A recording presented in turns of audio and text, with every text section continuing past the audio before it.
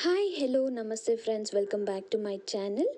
So finally ಈ video ಮುಖಾಂತರ ಗೊತ್ತಾಗುತ್ತೆ ಸರ್ಪ್ರೈಸ್ ಟ್ರಿಪ್ ನಾನು ಎಲ್ಲಿಗೆ ಪ್ಲ್ಯಾನ್ ಮಾಡಿದ್ದೆ ಅಂತೇಳ್ಬಿಟ್ಟು. ಓಪ್ ನಿಮ್ಮೆಲ್ಲರಿಗೂ ಸಹ ಇಷ್ಟ ಆಗತ್ತೆ ಅಂತೇಳ್ಬಿಟ್ಟು. ಸೊ ನಾವು ಹೋಗಬೇಕಾದ್ರೆ ಹೆವಿ ಮಳೆ ಬರ್ತಿತ್ತು. ಸೊ ನಾವು ಅಲ್ಲಿ ಡೆಸ್ಟಿನೇಷನ್ ರೀಚ್ ಆಗೋಷ್ಟೊತ್ತಿಗೆ ಲೈಕ್ 4 o'clock ಆಗಿತ್ತು. ಯೂಶ್ವಲಿ ಅಷ್ಟೊತ್ತು ಆಗೋದಿಲ್ಲ, ಬಟ್ ನಾವು ಆನ್ ದ ವೇ ಟೈಮ್ ಎಲ್ಲ ಸ್ಪೆಂಡ್ ಮಾಡ್ಕೊಂಡು ಹೋಗಿದ್ದ ಕಾರಣಕ್ಕೆ ಅಷ್ಟೊತ್ತಾಯಿತು ಅಷ್ಟೇ. ಸೊ ಬನ್ನಿ ತಿಳಿಸ್ಕೊಡ್ತೀನಿ ನಾನು ಯಾವ ಪ್ಲೇಸಿಗೆ ಬಂದಿದ್ದೀನಿ ಅಂತ ಹೇಳ್ಬಿಟ್ಟು. ಸೊ ಫ್ರೆಂಡ್ಸ್, ಫೈನಲಿ ನಾನು ಅಂದ್ಕೊಂಡಿರೋ ಡೆಸ್ಟಿನೇಷನ್ಗೆ ಬಂದು ತಲುಪಿದ್ದೀವಿ. ಈಗ ಟೈಮ್ ಎಷ್ಟಾಗಿದೆ ಗೊತ್ತಾ? 4 o'clock. ಇದು ಯಾವುದು ನಾವು ಅಂದ್ಕೊಂಡಿರೋ ಟೈಮ್ ಪ್ರಕಾರ ಆಗಿಲ್ಲ. ಬಿಕಾಸ್ ನಾನು ಪ್ಲ್ಯಾನ್ ಮಾಡಿದ್ದು ಲೈಕ್ ಮಾರ್ನಿಂಗ್ 5 o'clock ಅಂತ ಪ್ಲ್ಯಾನ್ ಮಾಡಿದ್ದೆ. 5 o'clock ಮನೆ ಬಿಡಬೇಕು ಅಂತ ಪ್ಲ್ಯಾನ್ ಮಾಡಿದ್ದೆ, ಬಟ್ ಮನೆ ಬಿಡೋದಕ್ಕೆ 7:38 ಆಗೋಯಿತು. That's okay. ಇದು ಬರ್ತಾ ಇರೋದೇ ಎಂಜಾಯ್ ಮಾಡೋದಕ್ಕೆ. ಸೊ ಟೈಮ್ ಹರಿಬರಿಯಾಗಿ ಹೋಗಬೇಕು ಆ ಥರದ್ದೆಲ್ಲ ಏನೂ ಇಲ್ಲ. At least set of time plan ಮಾಡಿದ್ರೆ ಲೈಕ್ ಇನ್ನೂ ಡಿಲೇ ಆಗೋ ಬದಲು ಬೇಗ ಆಗುತ್ತೆ ಅನ್ನೋ ಕಾರಣಕ್ಕೆ ಟೈಮ್ನ ಸೆಟ್ ಮಾಡ್ಕೊಳ್ಳೋದು, ಈ ಟೈಮ್ಗೆ ಇದು ಆಗಲಿ ಅಂತ ಹೇಳ್ಬಿಟ್ಟು. Okay fine. ನಾವು ಬರಬೇಕಾದ್ರೆ ಹೆವಿ ಮಳೆ ಇತ್ತು. ಈ ಕ್ಲಿಪ್ಪಿಂಗ್ಸು ಸಹ ಆ್ಯಡ್ ಮಾಡಿರ್ತೀನಿ ಮಳೆದು. ಸೊ ನೋಡಿರ್ತೀರ ನೀವು, ಹೆವಿ ಮಳೆ ಇತ್ತು. ಸೊ ಆಲ್ಮೋಸ್ಟ್ ನಾವಿಲ್ಲಿ ರೀಚ್ ಆಗೋದಕ್ಕೆ ಈಗ ಟೈಮ್ 4 o'clock ಆಗಿದೆ. ಆಲ್ಮೋಸ್ಟ್ ಡೇ ನಮ್ಮದು ಫುಲ್ ಟ್ರಾವ್ಲಿಂಗಲ್ಲೇ ಆಗೋಯ್ತು ಅನ್ನೋ ಥರ.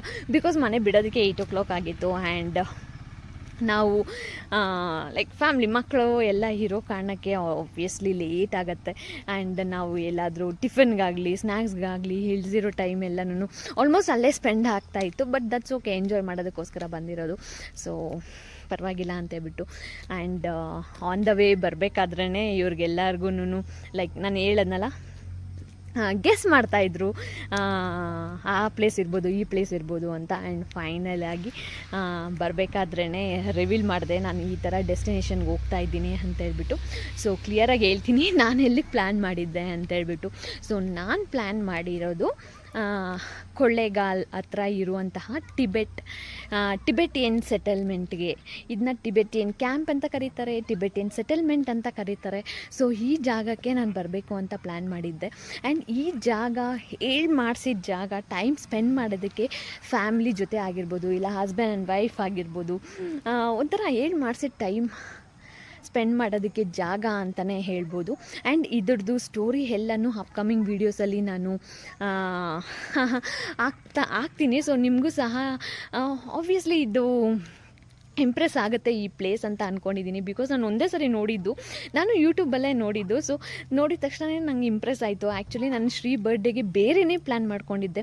ಲೈಕ್ ಡೇ ಪೂರ್ತಿ ಯಾವ್ದು ಏನೇನಾಗಬೇಕು ಅಂತ ಪ್ಲ್ಯಾನ್ ಮಾಡಿದ್ದೆ. ಬಟ್ ಈ ಜಾಗದ ಬಗ್ಗೆ ಯಾವಾಗ ತಿಳ್ಕೊಂಡು ಆನ್ ಸ್ಪಾಟಾಗಿ ನಾನು ಇಂಪ್ರೆಸ್ ಆಗಿ ನನ್ನ ಪ್ಲ್ಯಾನ್ನ ಚೇಂಜ್ ಮಾಡ್ಕೊಂಡಿದ್ದು. ಸೊ ಈ ಪ್ಲೇಸ್ ಬರಲೇಬೇಕು, ಶ್ರೀನ ಕರ್ಕೊಂಬರಲೇಬೇಕು, ಸರ್ಪ್ರೈಸ್ ಕೊಡಬೇಕು ಅಂತೇಳ್ಬಿಟ್ಟು. ಸೊ ಫೈನಲಿ ನಾನು ಅಂದ್ಕೊಂಡಿದ್ದು ವರ್ಕೌಟ್ ಆಗಿದೆ. ಸೊ ಇವಾಗ ನೀವು ನೋಡ್ತಿದ್ದೀರಾ ನನ್ನ ಬ್ಯಾಕ್ಗ್ರೌಂಡಲ್ಲಿ.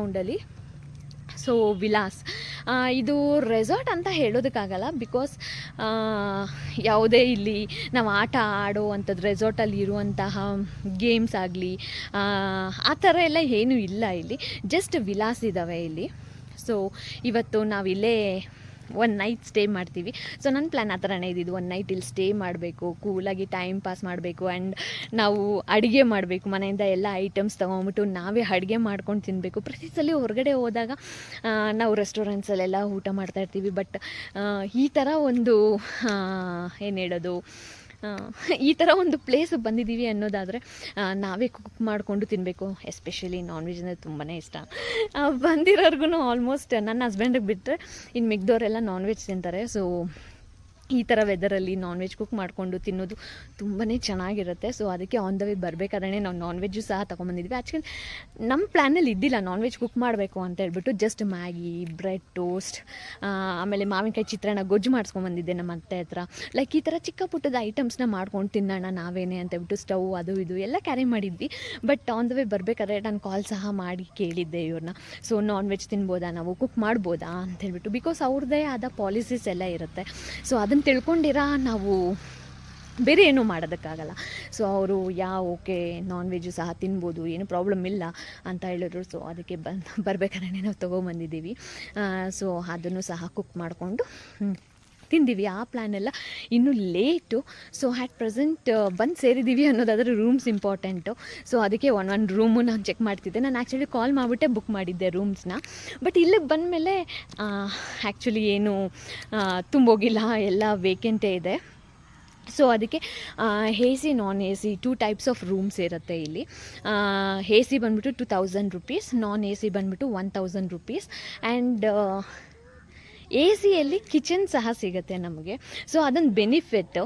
ಸೊ ನನಗೆ ತುಂಬಾ ಇಷ್ಟ ಆಯಿತು. ಅದು ಸ್ವಲ್ಪ ಕಾಸ್ಟ್ಲಿ ಅಂತ ಅನಿಸುತ್ತೆ, 1 ನೈಟ್ಗೆ 2000 rupees. But that's okay, one time ಬರೋದು. ಆ್ಯಂಡ್ ಕಿಚನು ಸಹ ಸ್ಪೇಷಿಯಸ್ ಆಗಿದೆ. ಸೊ ತೋರಿಸ್ತೀನಿ ಯಾವ ಥರ ಎಲ್ಲ ರೂಮ್ಸ್ ಇದ್ದಾವೆ ಅಂತ ಬಿಟ್ಟು. ತುಂಬಾ ಕ್ಲೀನ್ ಮೇಂಟೈನ್ ಮಾಡ್ತಾರೆ ಆ್ಯಂಡ್ ಅದೆಲ್ಲ ತೋರಿಸ್ತೀನಿ. ಸೊ ಸ್ಟೇ ಟ್ಯೂನ್ ನನ್ನ ವ್ಲಾಗ್ಸ್ಗೆ. ಸೊ ಅಪ್ಕಮಿಂಗ್ ವೀಡಿಯೋಸ್ ಎಲ್ಲನೂ ಈ ಟಿಬೆಟ್ ಬಗ್ಗೆ ಆಗಿರುತ್ತೆ. ಸೊ ನೀವು ಸಹ 100% ಇಂಪ್ರೆಸ್ ಆಗ್ತೀರಾ ಅಂತ ಅನ್ಕೋತೀನಿ. So stay tuned.